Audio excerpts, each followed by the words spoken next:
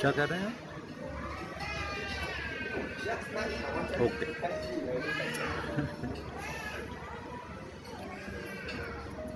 I will just explain about the body. Don't worry. You can see what are the things there. It's a bad burger. There has been a lot of brouhaha about the junk food these days. And this junk word has been circulated in the social media or through other sources, that it has become very difficult for a common man to understand what is junk. Actually, as a scientist, I can tell you that there is nothing like a junk food.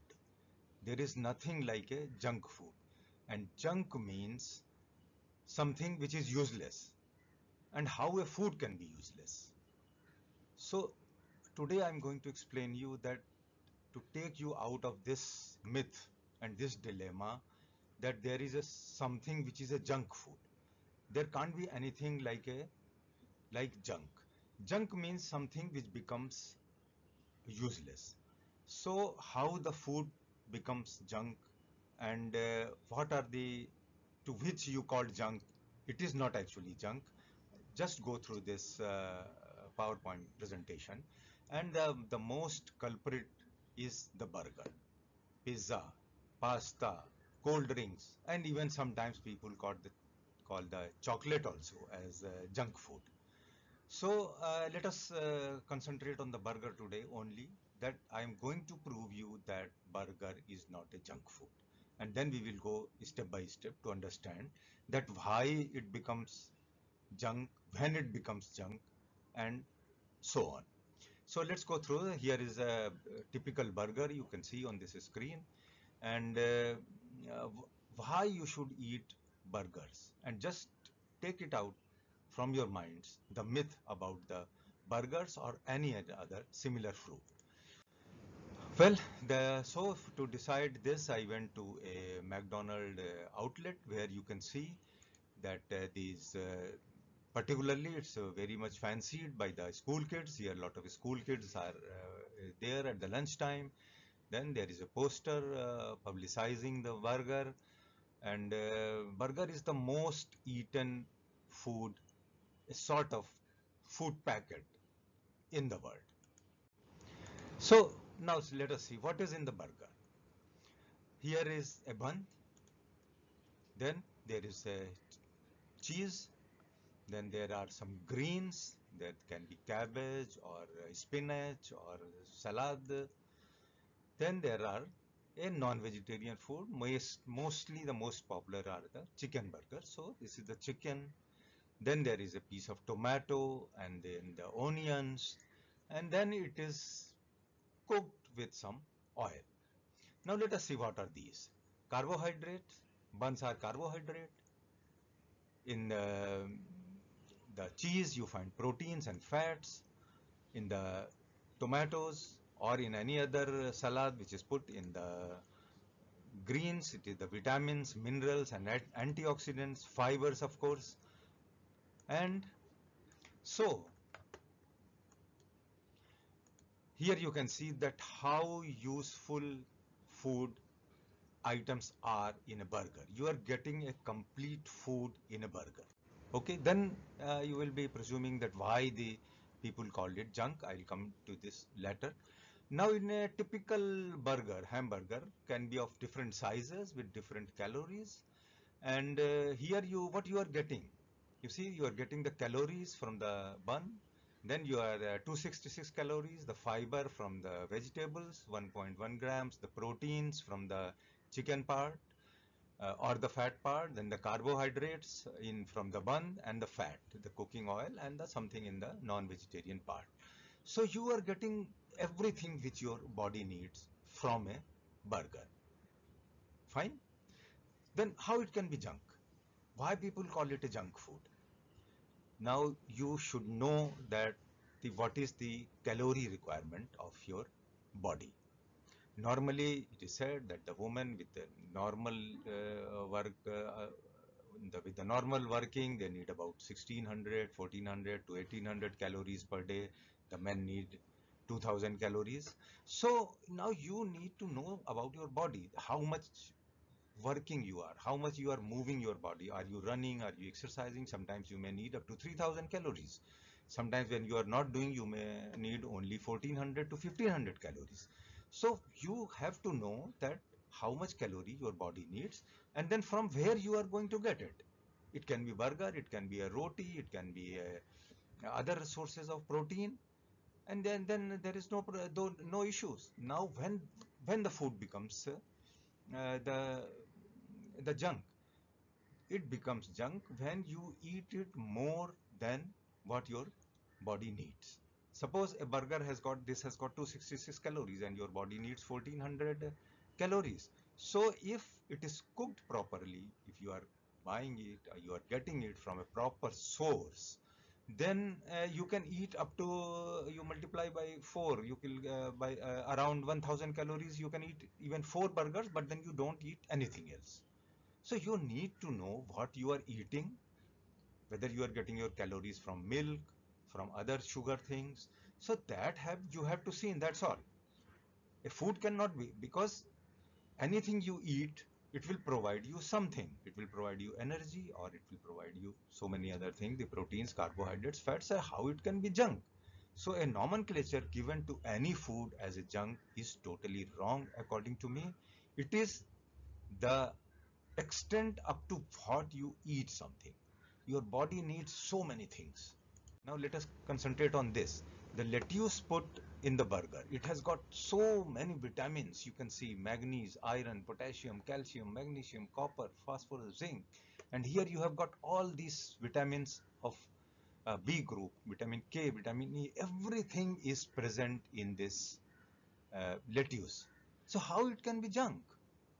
Here are the total things, the total other things, how much water, protein, carbohydrate you are getting from, which is put in the burger. When it will become junk? If you take out this lettuce. Okay. Then there are the so many types of breads which provide you a different calories, and here are the burger bun. It provides you about 290 calories, which I showed you initially in the previous slide. So you are getting in a normal size of burger, which is the minimum size. There are the big burgers, but you can get the burgers up to 1000 calories. So in Europe, in Singapore, in USA, when you are going to buy a burger, they show you that how much calories you are going to take in. So it's okay. You know you need 2000 calories. You eat a burger of 800 calories, and then you get another 1200 slowly from your other things which you eat. Correct? Now cheese. Here are so many types of cheese are mentioned, and the cottage cheese, the normal cheese which we use, the mozzarella. So how much cheese for out of 28 grams to 30 grams cheese is present in a burger, and it gives you 80 calories and carbohydrates, proteins. So this is another nutrition which you are getting through a burger. Tomatoes, fantastic thing about it is one of the super foods available in the world, and it is counted in the top 20 superfoods while you're eating. And if you have two slices of tomatoes in your burger, what is the most important compound which is present in tomato is lycopene, which is cancer preventing and heart healthy. Okay, and these are the other um, properties from the tomatoes. It protects your heart.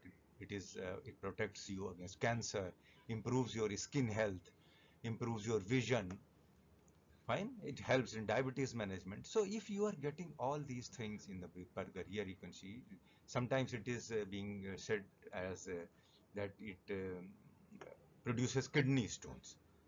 So it doesn't produce kidney stones. It is high in oxalates. So if you have a tendency of producing kidney stones, then you should avoid tomato so that you don't get a lot of oxalates. So it is not the problem of the tomato. It is the problem of your body, which has got something some mechanism which that it may precipitate oxalates, and uh, which form kidney stones. It is helpful in lowering hypertension. So these are the useful products in a burger. Now let us see, finally come to the non-vegetarian part of the burger, a chicken breast. Okay, so it has got the 165 about in a 100-gram serving, it gives you 165 calories. Then again, it has got a very useful minerals for your body: magnesium, phosphorus, potassium, sodium, zinc. So these are the constituents of a burger, and people call it a junk. I don't understand. It will only become junk when you will eat 8 burgers and you will consume only calories worth 4 burgers. So 4 extra burgers which you have eaten, or something else which you have eaten which you have not consumed.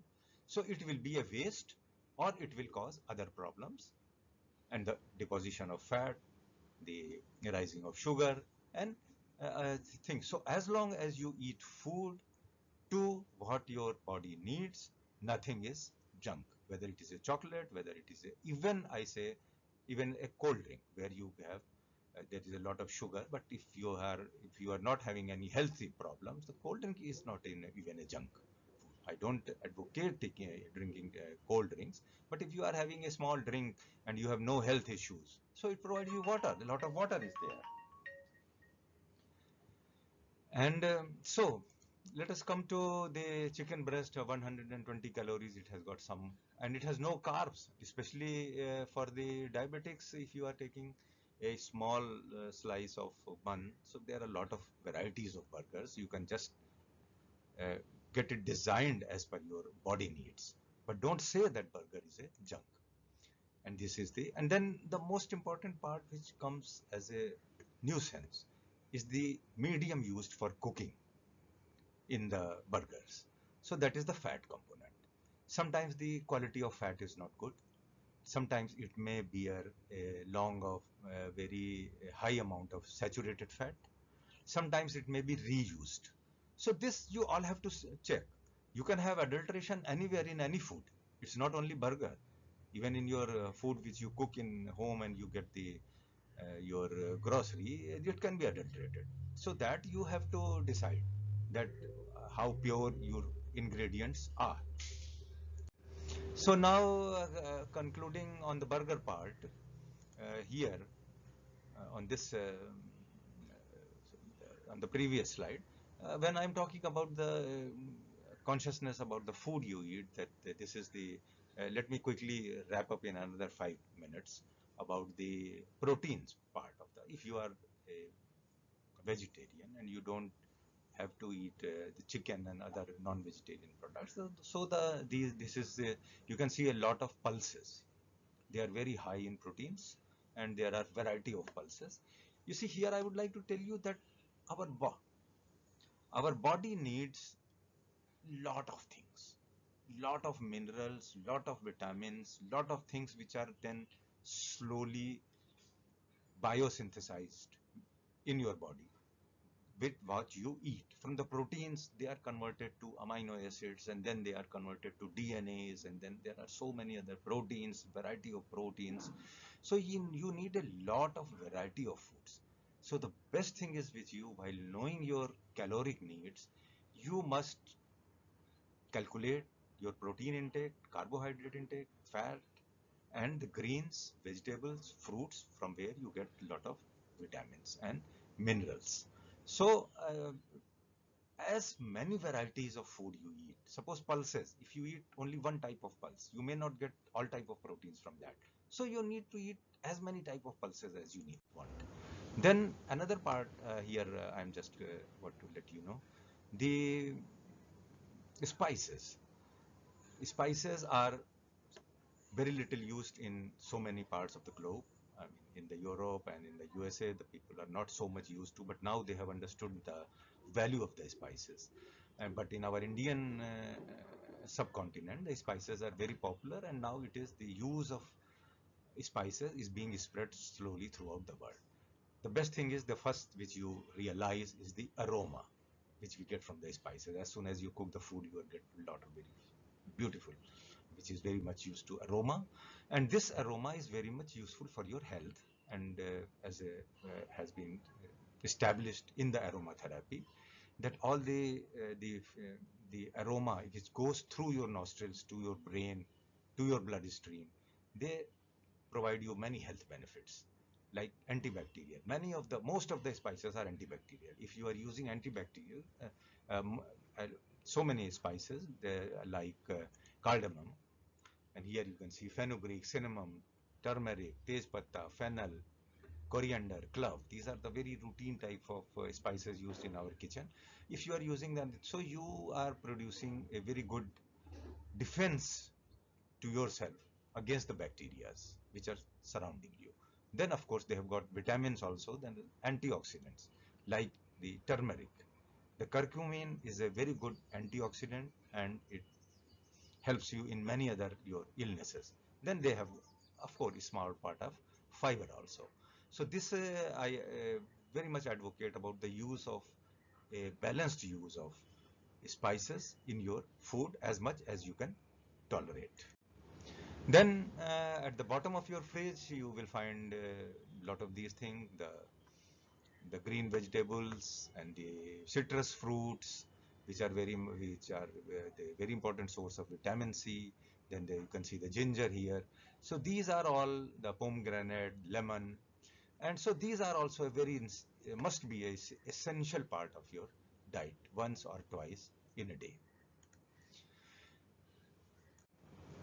Then you get proteins and fats and of course lot of vitamins through your dairy products that must be in your diet in a very balanced manner, fats, proteins and minerals. Then you get proteins from your non-vegetarian food, no doubt about the fish and the chicken are the best source because they have the almost no fat. Fish contains negligible fat. Same is with the chicken. If it is thoroughly, the protein part is taken out of the skin and other some fat material. The eggs, they are these. So this must be your a part of your diet for the non-vegetarians. And if you don't, then you should have the nuts and the beans, which are very good source of proteins.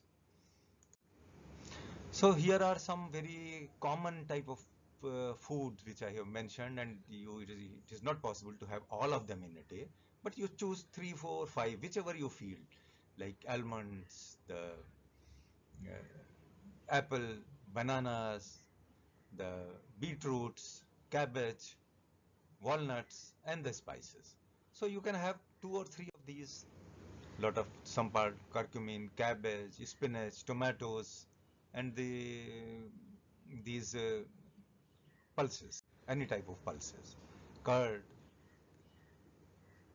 and you can see here the olive oil is the best, of course, if you are using the if you can get the proper olive oil, that is the best source for the as a cooking medium.